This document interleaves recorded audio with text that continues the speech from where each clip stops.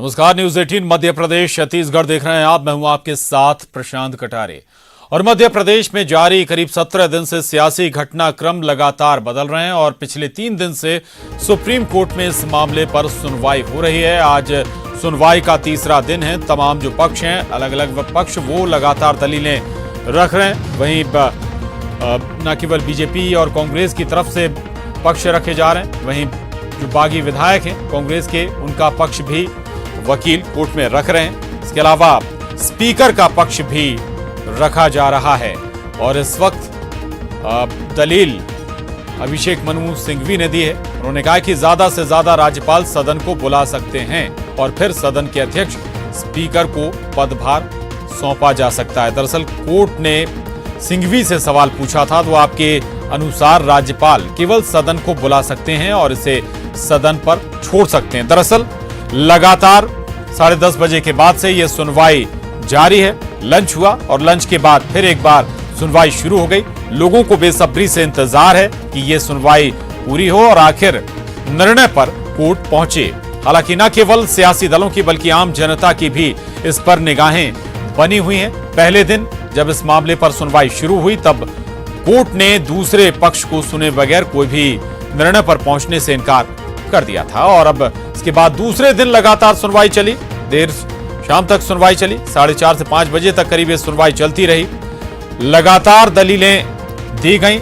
BJP की तरफ से मुकुल रोहतगी दलीलें पेश कर रहे थे, वहीं कांग्रेस की तरफ से दुष्यंत दवे, मनिंदर सिंह उन 16 बागी कांग्रेस विधायकों की तरफ से दलीलें पेश कर रहे थे, जबकि कपिल सिब्बल ने आज मुख्यमंत्री की तरफ से दलीलें पेश की हैं। और अभी भी दलील रुकी नहीं है, थमी नहीं है अपनी अपनी दलील। और जो फैसले हैं, पुराने फैसले हैं, चाहे अरुणाचल का मामला हो या फिर SR मुंबई का मामला हो, अपने अपने हिसाब से परिभाषित करने की कोशिश इन मामलों को की जा रही है। शंकर आनंद दिल्ली से हमारे साथ इस वक्त जुड़ रहे हैं। शंकर, अभी क्या कुछ कोर्ट में चल रहा है? कौन दलीलें रख रहा है?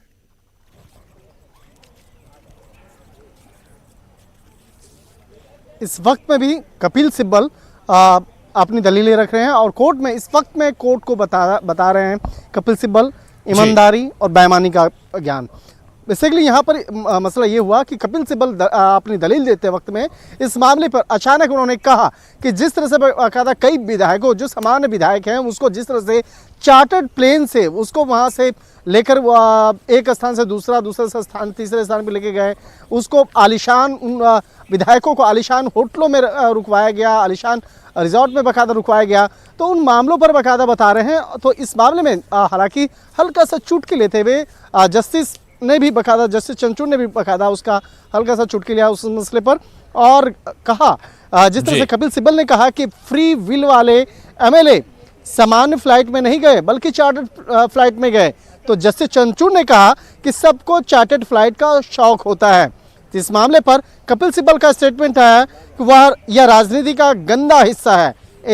हम सब ने इसे ऐसा बना दिया है और इसके लिए हम सब जिम्मेवार हैं। यानी कि जो राजनीति का दूसरा पन्ना है, जो एक पीछे वाला पन्ना है, उस पन्ने का जिक्र हो रहा है कि आखिर राजनीति में क्या हो रहा है, किस तरह से विधायकों को एक स्थान से दूसरे स्थान और दूसरे से तीसरे स्थान पर ले जाकर छुपाया जाता है और जिस तरह से बाकायदा ये हरकत है। हालांकि देखिए, राजनीति में देखा जाए ये ऐसा पहला अध्याय नहीं है, इससे पहले भी कई बार ऐसा होता रहा है और कई अन्य दूसरी पार्टियों पर भी इस तरह के आरोप लगते रहे और उस मामले में भी बाकायदा यही चर्चाएं होती थी कि इस तरह की हरकत कितना सही है, कितना जायज़ है, कितना नाजायज़ है। हालांकि अगर बात करें हॉर्स ट्रेडिंग की, अगर बात करें तो जिस तरह से इस मामले पर आज अभिषेक मनु सिंघवी ने भी कोर्ट के समक्ष इस मामले पर अपना जवाब देते हुए कहा कि हॉर्स ट्रेडिंग नहीं होना चाहिए। हालांकि इस मामले में जस्टिस चंद्रचूड़ ने भी इस मामले पर काफ़ी दबाव बनाते हुए कहा कि हाँ, इसी चीज़ को रोकने के लिए, यानी हॉर्स ट्रेडिंग को रोकने के लिए जल्द से जल्द वहाँ पर सरकार का बनना बेहद आवश्यक है। और ये मसला सिर्फ मध्य प्रदेश का नहीं, क्योंकि अब ये मसला एक राष्ट्रीय स्तर का बड़ा मुद्दा बन चुका है। और इस मसले पर, हालांकि इस मामले पर आगे चर्चा के दौरान ये भी कहा गया कि इस मामले पर जल्द से जल्द सरकार बनाने के लिए एक जो फ्लोर टेस्ट वो भी होना चाहिए। हालांकि इस मामले पर अभी जस्टिस चंद्रचूड़ ने एक महत्वपूर्ण, उन्होंने एक टिप्पणी किया है कि हम एक रेखा कैसे खींचे, इससे पहले हालात बदतर हो, बहुमत का परीक्षण करना बेहतर नहीं होगा क्या? तो इस तरह से लगातार जैसे चंद्रचूड़ जो है इस मामले में टिप्पणी भी कर रहे हैं और पूछ भी रहे हैं। जिस तरह से कपिल सिब्बल अभी दलील दे रहे थे, कपिल सिब्बल को ही बीच में रोकते हुए उन्होंने ये पूछा। इसके साथ ही रोहतगी ने कपिल सिब्बल के बोलते चले जाने पर ऐतराज जताया और कहा याचिकाकर्ता हम हैं और हमें ही समय नहीं मिल पा रहा। यानी कि मुकुल रोहतगी इस मामले पे बीच में ही अचानक, जब कपिल सिब्बल जब काफी देर तक बोलते रहे तो मुकुल रोहतगी बीच में ही बोल पड़े कि इसमें याचिकाकर्ता सबसे मुख्य तौर पे मैं हूं और हमें ही नहीं बोलने का समय दिया जा रहा है। यानी कि आज सुबह का अगर सेशन देखा जाए, सुबह में जब से इस मामले की सुनवाई शुरू हुई है, शुरुआती तौर पे सबसे ज़्यादा जो एक वक्त मिला, वो वक्त मिला सबसे ज़्यादा अभिषेक मनु सिंघवी को। अभिषेक मनु सिंघवी इस मामले में पहला लंच के दौरान तक वो लगातार दलील देते रहे। उसके बाद लंच के बाद यानी कि 2 बजे के बाद 2:10 पे बाकायदा समय दिया गया कपिल सिब्बल को। कपिल सिब्बल इस वक्त में भी अभी दलील दे रहे हैं और अब इस वक्त में 3 बज रहे हैं, थोड़ी देर तक और सेशन चलेगा जो दलील देने का काम। तो इस मामले पर रोहतगी को अभी तक मौका नहीं दिया गया है। जो मुकुल रोहतगी हैं उनका कहना था कि वो इस मामले में याचिका करता है और उनको ही मौका अभी तक नहीं दिया जा रहा है। तो इस मामले पर अभी और अगर दूसरे पक्ष की बात करें तो सॉलिसिटर जनरल तुषार मेहता का भी अभी सुनना होगा, उनका भी जो इस मामले पे दलील है वो भी देखना होगा। तो एक तरह से कहीं ना कहीं पूरा आज जो है आज देर शाम तक ये सुनवाई की प्रक्रिया चलती रहेगी। बिल्कुल शंकर, जो तमाम 5 सीनियर एडवोकेट अलग अलग पक्षों की तरफ से दलीलें रख रहे हैं और जैसा कि आप बता रहे हैं काफी देर में अभिषेक मनु सिंघवी ने दलीलें रखी, कपिल सिब्बल काफी देर तक बोलते रहे। आखिरकार बीच में मुकुल रोहतगी ने बीच में आपत्ति भी जताई कि उन्हें ही जो मुख्य याचिकाकर्ता उन्हें दलील नहीं देने का वक्त कम मिल पा रहा है। शंकर, इससे नजर आता है कि कोर्ट कम से कम इत्मीनान से इस पूरे मामले पर सभी पक्ष सुन लेना चाहता है, कोई जल्दबाजी में कोर्ट नजर नहीं आता है, यानी कि जो भी पहलू हैं इस पूरे मसले के वो सामने आ जाएं। शंकर, निश्चित तौर पर प्रशांत, देखिए ये काफ़ी महत्वपूर्ण मसला है और ये मसला जिस तरह से कोर्ट ने स्पष्ट कर दिया कि ये मसला सिर्फ मध्य प्रदेश का नहीं है, क्योंकि आज जो फैसला दिया जाएगा, जो आज इस मामले में सुनवाई के बाद, चाहे आज शाम की बात करें या कल की बात कर लें, जो भी फैसला दिया जाएगा वो एक माइलस्टोन होगा। यानी कि आगे जब इसी मामले पर फिर कभी अगर इतिहास में इस तरह की गतिविधियाँ होती हैं या राजनीतिक संकट अगर इस तरह का आता है तो फिर इसी मामले को आगे पेश किया जाएगा, इसी मामले को कोर्ट किया जाएगा। तो इस मामले पर तमाम पक्षों को काफ़ी समय इसलिए दिया जा रहा है कि आप अपनी बातों को मजबूती से रख सकें और करके परिस्थितियों को समझ के। शंकर, बीच में रोक रहा हूं आपको, इस वक्त नेता विपक्ष गोपाल भार्गव को सुन लेते हैं। ऐसा निर्णय देगा जो कि अन्य राज्यों के लिए भी नजीर रहेगा। और मैं तो कहूंगा कि बार बार चाहे एसआर मुंबई का फैसला हो, कर्नाटक का, या फिर अन्य राज्यों के फैसले हों, सुप्रीम कोर्ट ने जो रूलिंग दी है, जो जजमेंट सुनाया है, मैं मान के चलता हूं कि वही शायद फॉलो करेंगे। सुप्रीम कोर्ट ने जो अभी प्रश्न किए हैं विभिन्न पक्षों के वकीलों से, उसमें स्पष्ट यह दिशा निर्देश लगभग जानने की कोशिश की है और कि क्या स्पीकर को इस प्रकार का अधिकार है कि वो राज्यपाल की बात के लिए ना माने, संविधान सम्मत बात के लिए ना माने, और क्या फ्लोर टेस्ट ही एक उपाय है, क्या बाध्य किया जा सकता है वो विधायक जो नहीं आना चाहते हों। और यदि ये भी कहा है कि दिग्विजय सिंह जी यदि राज्यसभा उम्मीदवार के तौर पर उनसे मिलना चाहते हैं तो इसके बीच में व्हिप क्या आड़े नहीं आता, और व्हिप यदि आता है तो फिर उनसे मिलने की क्या आवश्यकता है, व्हिप तो जारी होगा ही। तो अनेकों प्रश्न ऐसे हैं जिनके बारे में उच्चतम न्यायालय ने अपनी शंकाएं जो है उनका समाधान चाहा है। तो मुझे विश्वास है कि जो भी अभी लंच के बाद रूलिंग आएगी, आदेश आएगा, आज आए, विलंब होगा तो हो सकता कल आए, लेकिन जो उन्होंने प्रश्न किया है कि और कहा है और अपनी शंका प्रकट की है कि जितना लंबा समय फ्लोर टेस्ट के लिए दिया जाएगा, जो कि कांग्रेस पक्ष कह रहा है कि हमें 2 सप्ताह का समय चाहिए, जबकि 10 दिन से ज्यादा हो चुके। इसका अर्थ यह है कि 25 दिन।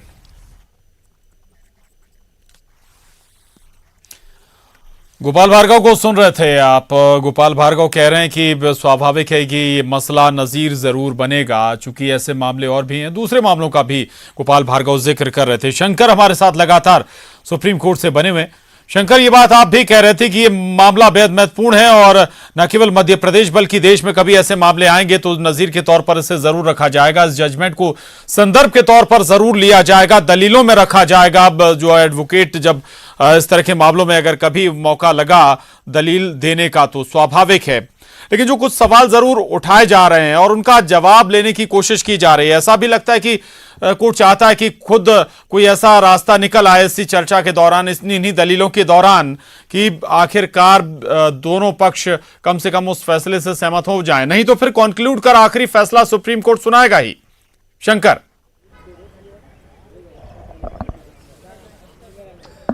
देखिए, इस वक्त में सुनवाई के दौरान ही जस्टिस चंद्रचूड़ ने एक और टिप्पणी की है जो काफी महत्वपूर्ण टिप्पणी है। और जस्टिस चंद्रचूड़ ने कहा कि यह एक जगह यह हर जगह के एक राजनीतिक उठापटक है। स्पीकर ने 6 लोगों के इस्तीफे स्वीकार कर लिए। उस वक्त में जांच आदि का कोई सवाल ही नहीं था, लेकिन जब अन्य 16 के लिए स्पीकर का कहना है कि वो नहीं जानते कि वो क्या फैसला कर सकते हैं, यहाँ पर जो सवाल उठा, फिर स्पीकर के मसले पर सवाल उठा कि स्पीकर का जो फैसला है वो कहाँ तक सही और कहाँ तक गलत है। अगर बात इस मामले को देखा जाए तो मामला यहीं से सवाल उठता है कि स्पीकर वर्सेस राज्यपाल, यानी कि राज्यपाल जो कह रहे हैं वो स्पीकर नहीं सुन रहे हैं, जो स्पीकर कह रहे हैं वो कोई और नहीं सुन रहा है। तो ये इस मामले पर किस तरह से इसका एक समाधान निकाला जाए, क्योंकि ये दोनों पद जो हैं वो संवैधानिक पद हैं जो हमारे संविधान के मुताबिक बने हैं। उसके लिए एक बाकायदा उसके लिए एक प्रावधान है, उसके लिए एक संवैधानिक अधिकार दिए गए हैं और उन तमाम अधिकारों का कहीं हनन ना हो, उसका कहीं गलत तरीके से प्रयोग ना हो और कहीं भी इन पदों का कोई दूसरा पद जो है नज़रअंदाज ना करे। तो इसके लिए किस तरह से एक संवैधानिक हक होना चाहिए, किस तरह से कानून जो बाकायदा उसको देखे, तो इसके लिए ही कोर्ट आज काफ़ी गंभीरता से बाकायदा इन तमाम दलीलों को आज सुन रहा है। क्यों? क्योंकि ये समझना जरूरी है इस मामले पर और उसके मुताबिक एक फैसला देना जरूरी है कि कहाँ यहाँ पर ना कहीं स्पीकर का जो पद है या राज्यपाल का पद हो या विधायकों का हक हो या इस मामले पर एक सरकार के गठन को मसले पे हो, तो कहीं पे भी किसी भी मसले पर किसी का जो एक विशेषाधिकार है उसका हनन ना हो। तो इस मामले को ही ध्यान में रखते हुए तमाम दलीलों को काफ़ी कोर्ट जो है गंभीरता से सुन रही है। और अगर बात करें यहाँ पर विधायकों की बात करें तो उसके इस्तीफे का देने का प्रावधान कैसा होना चाहिए, किस तरह से वह प्रावधान होता है, क्या क्या उसमें करना है, क्या नहीं करना है, तो इन सब चीज़ों को ही बाकायदा काफ़ी गंभीरता से सुनने के दौरान, बाकायदा इस दौरान जब लंच के पहले इस मामले में अभिषेक मनु सिंघवी जब बता रहे थे कोर्ट को, तो उन्होंने कहा कि इस मामले पे मैं हिंदी में बताऊंगा। और उस वक्त में जस्टिस चंद्रचूड़ ने बड़ा मुस्कुराते हुए उन्होंने कहा इस मामले पे, हालांकि टिप्पणी भी करते कहा कि हिंदी बहुत ही खूबसूरत भाषा है, बहुत ही प्यारी भाषा है, आप हिंदी में सुनाइए। तो एक तरह से कहा जा सकता है कि वो काम करने के दौरान वो हल्के से चुटकी जरूर थी, लेकिन वो हर एक जो एक प्रावधान है उस प्रावधान को सुनना और उसके मुताबिक क्या प्रावधान का आगे कार्रवाई हो सकती है बाकायदा वो भी बेहद आवश्यक होता है। तो एक तरह से कहा जा सकता है कि प्रशांत के आज देर शाम तक इस मामले में तमाम दलीलों को सुनने का काम वो किया जाएगा, उसके बाद ही इस मामले पे फैसला हो सकता है। लेकिन जिस तरह से बाकायदा अभी काफ़ी लंबी प्रक्रिया चलते आ रही है सुनने का, एक कहा जा सकता है कि पिछले कई घंटों से इस मामले पे लगातार सुनवाई हो रही है, तो इस मामले पे फैसला आज आने की बहुत कम संभावना है और हो सकता है कि आज ऑर्डर को रिजर्व रखा जाए और कल इस मामले पर औपचारिक तौर पर फैसला सुनाया जा सकता है। लेकिन इन तमाम मामलों पर जो फैसला है ये माननीय सुप्रीम कोर्ट को लेना है और आज देखना लाजमी होगा कि कब तक इस मामले पर सुनवाई होगी और इस मामले में किन किन पक्ष को और अभी सुना जाएगा। हालांकि अभी बीच जब कपिल सिब्बल बोल रहे थे, इसी बीच में मुकुल रोहतगी ने बीच में रोका और कहा कि इस मामले पर मुख्य याचिकाकर्ता तो हम लोग हैं लेकिन हमें ही मौका नहीं मिल रहा है। तो यानी का कहना उनका साफ था कि उनको भी मौका दिया जाए, वो अपनी बातों को रख सके और इस मामले पर कोर्ट को बता सके कि उनकी याचिका क्या है और किन मसलों को ध्यान में रखते हुए याचिका दायर की गई है। इसके साथ ही बिल्कुल, अगर शायद मुकुल रोहतगी भी बात- समझ रहे होंगे कि हो सकता है कि सुनवाई का आज जो दलीलों का आज आखिरी दिन हो और हो सकता है इस पे कल फैसला आ जाए। लेकिन शंकर, एक और बात, जो अलग अलग मसले हैं उनको कई बार अपने हिसाब से परिभाषित किया जाता है पक्षों के जरिए, चाहे एसआर मुंबई का मामला हो या फिर अरुणाचल का मामला हो या फिर महाराष्ट्र का मामला भी हो। अगर एसआर मुंबई के मामले की बात करें तो कोर्ट कहती है इसमें कि अगर राज्यपाल को का कोई फैसला लगता है कि वो समीक्षा की उसकी जरूरत है तो कोर्ट उसकी समीक्षा कर सकता है।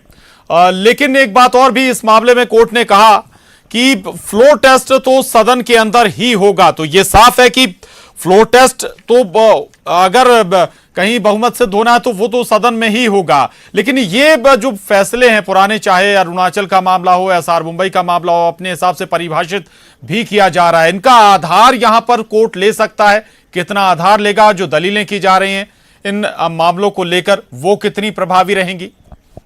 शंकर, देखिए प्रशांत, जिस तरह से बकायदा कुछ देर पहले ही अभी हमने कहा कि देखिए दलीलें जो दी जाती हैं उसका प्रावधान क्या है, इस मामले पे विस्तार से जो सुना जा रहा है उसका प्रावधान क्या है और क्यों सुना जा रहा है। ये अगर इस बात को अगर देखा जाए तो इसलिए सुना जाता है कि इन तमाम दलीलों को जब सुना जाएगा तो उसके बाद हर पक्ष को ऐसा लगना चाहिए कि उसकी बातों को सुना गया है और उसी के आधार पर फैसला मिला है। जो कानून होता है, अगर सुप्रीम कोर्ट की बात करें तो सुप्रीम कोर्ट की व्याख्या यही है कि हर पक्ष को सुनना और समझना, उसके बाद उसके मुताबिक फैसला देना।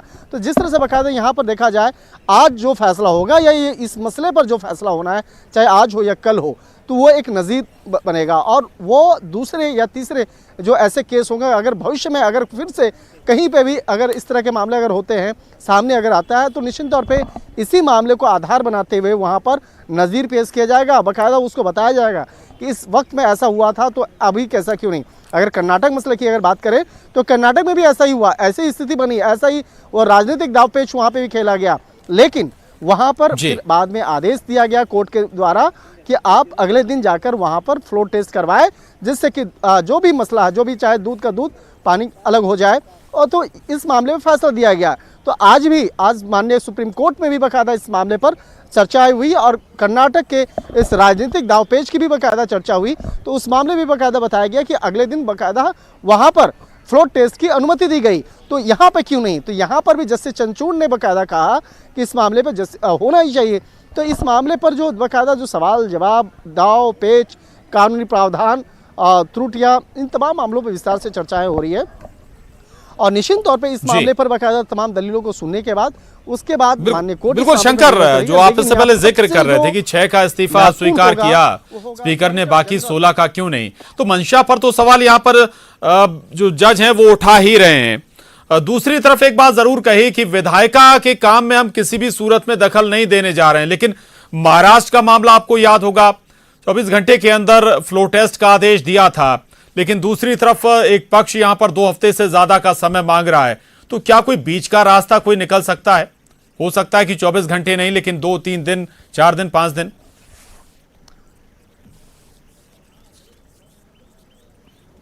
जहां तक देखिए इस मामले की सुनवाई की अगर बात करें तो मुझे नहीं लगता है कि यहां पर 2 हफ्ता जैसा वक्त यहां पर मुकर्रर होगा। हालांकि ये हो सकता है 1 या 2 दिन का फासला जरूर हो सकता है, क्योंकि अब देखिए अगर कल फैसला सुना जाता है, अगर इस शब्द को मैं प्रयोग कर रहा हूं क्योंकि जो फैसला लेने का अधिकार, विशेष अधिकार, वो कोर्ट को है।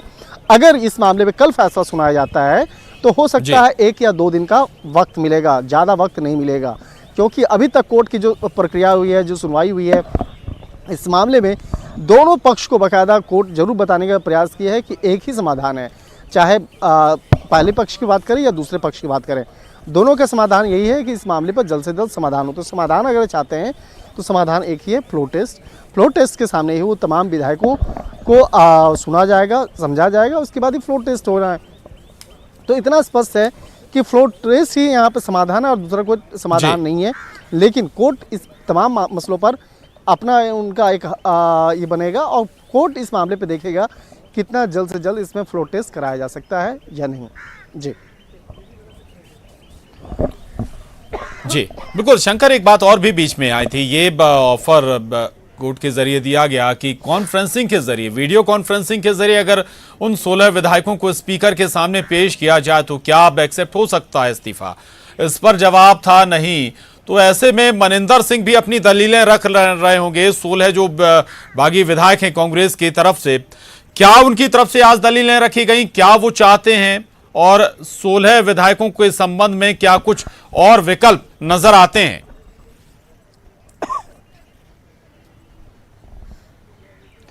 देखिए, मनिंदर सिंह को आज मौका भी नहीं मिला है बातचीत करने का, दलील देने का आज मौका नहीं मिला है। लेकिन जिस तरह से बकायदा दलील देने की अगर बात कर रही थी, जिस तरह से बकायदा दलील देने की अगर बात हो रही है, तो यहाँ पर निश्चित तौर पे उनको भी आज मौका मिलेगा। लेकिन कितना वक्त मिलेगा वो देखना लाजमी होगा। इस वक्त में 3:18 हो चुके हैं, यानी कि अब बहुत ज़्यादा वक्त बचा नहीं है। लेकिन बाकी के जो अगर पक्ष की बात करें, मनिंदर सिंह बचे हुए हैं, यहाँ पर मुकुल रोहतगी बचे हुए हैं।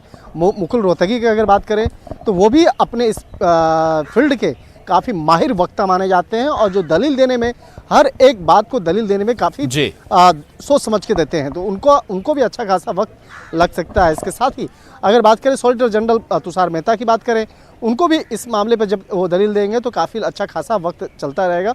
तो एक तरह से कहा जा सकता है आराम से बजेंगे 6 बजे तक।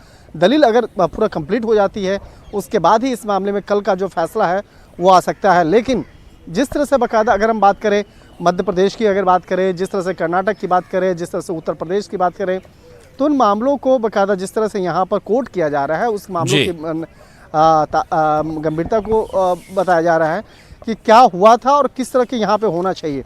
तो यहाँ पर मामला घूम फिर कर वही पहुँचता है कि फ्लोर टेस्ट क्यों नहीं है। हालांकि इस मामले में अभी कपिल सिब्बल ने एक दलील दी है, न्यायालय को हमेशा राज्यपाल के सामने तथ्यों को देखना चाहिए। इस तरह का कोई भी तथ्य बहुमत की कमी या कभी सामने आया तो यह कैसे हो सकता है, कानून के दृष्टिकोण से भी देखना चाहिए।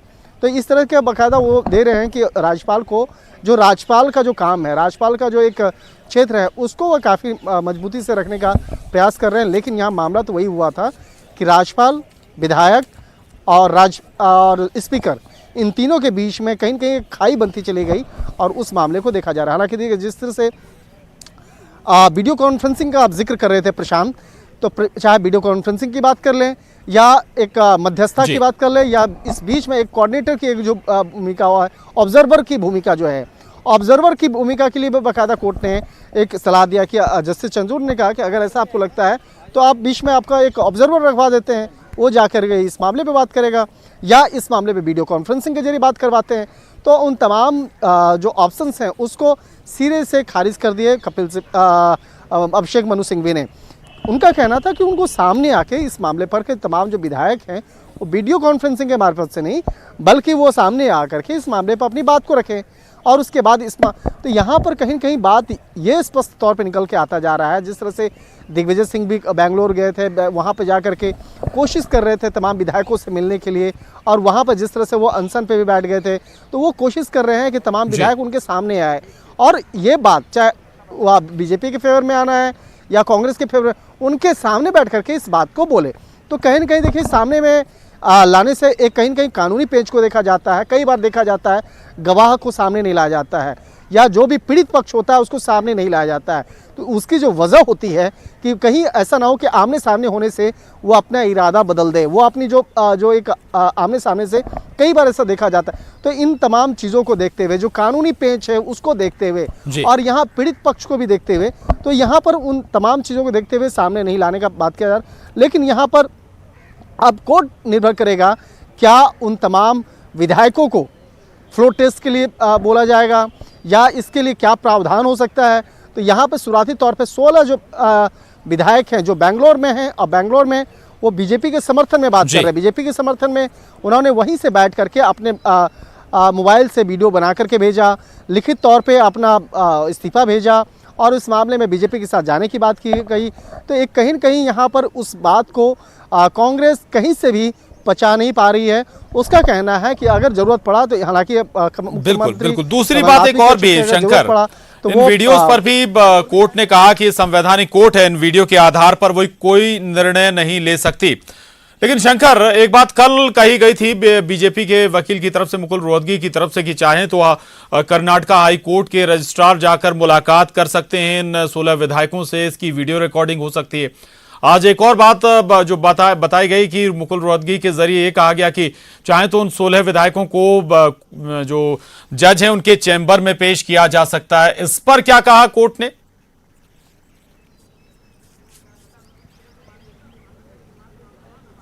देखिए, प्रावधान तो बहुत सारे हैं, बहुत सारी ऑप्शंस भी दिए जा रहे हैं, लेकिन जो चाहे बात करें कांग्रेस की बात कर ले, अभिषेक मनु सिंघवी की बात कर ले, कपिल सिब्बल की बात कर ले, वो सब तैयार नहीं हो रहे हैं। उनका सीधा कहना है कि वो विधायकों से मिलना है, मिल करके बात करनी है, क्योंकि राजनीति में कब कौन कहाँ पे तासीर किसकी बदल जाए, कब किसका रंग बदल जाए, तो ये सब सारी संभावनाएं होती हैं।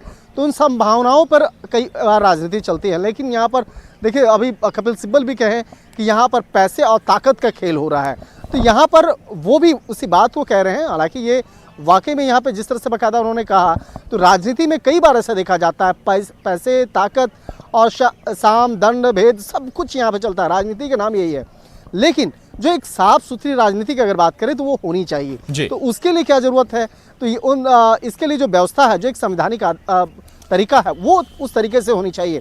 लेकिन उसके परोक्ष कई नेता ऐसे भी काम को करते हैं जो बाकायदा और संवैधानिक होता है। तो यहाँ पर कोर्ट उन तमाम मुद्दों को देखेगी, किस तरह से संवैधानिक तरीके से, एक सही तरीके से जो एक प्रक्रिया है, उसी के बारे में यहाँ। हाँ, 18 जी शंकर रहिएगा, आ रहा हूँ आपके पास दोबारा। और दिग्विजय सिंह क्या कह रहे हैं? नहीं, यहाँ पे 22 है, तो मैंने 4 को नहीं दी। जिनसे बात मुझे नहीं करना है उनको नहीं दी मैंने लिस्ट, जिनसे बात करनी मैंने list they the. The letters have gone to 18 people with whom I want to talk.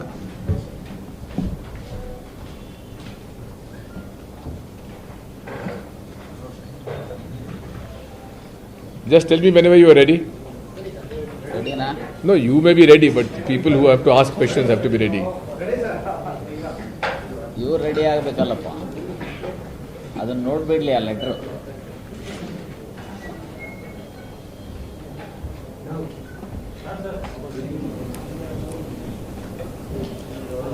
Start ಮಾಡ್ಬೋದಾ?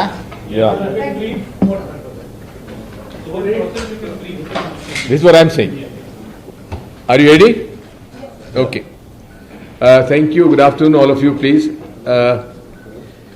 As discussed with the Director General of Police of Karnataka, yesterday on his own he offered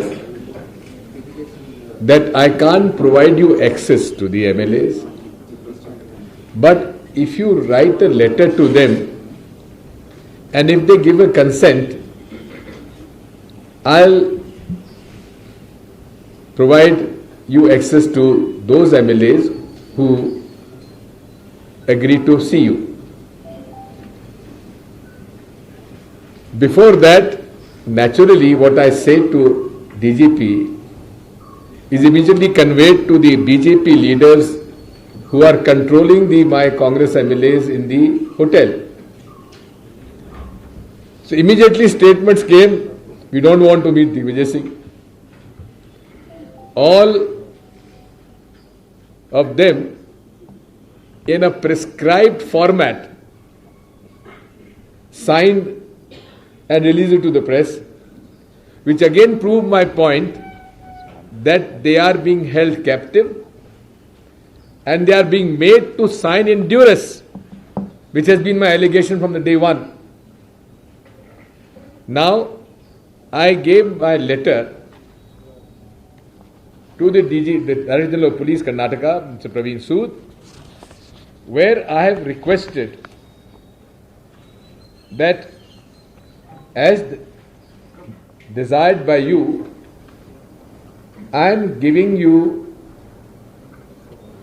the signed letters to 18 of my Congress MLAs, which you had promised. Digvijay Singh को आप सुन रहे थे। दिग्विजय सिंह बता रहे हैं कि उन्होंने डीजीपी, कर्नाटका के डीजीपी से मुलाकात की, और हालांकि डीजीपी ने कहा कि वो उनसे नहीं मिलवा सकते जो 16 विधायक अभी सुरक्षा में हैं। हालांकि लेटर लिखें तो इसके बाद उन विधायकों से कंसर्न किया जाएगा और उसके बाद क्या स्थिति होगी आगे देखा जाएगा। बहरहाल एक छोटा सा ब्रेक, खबरों पर लगातार बने हुए।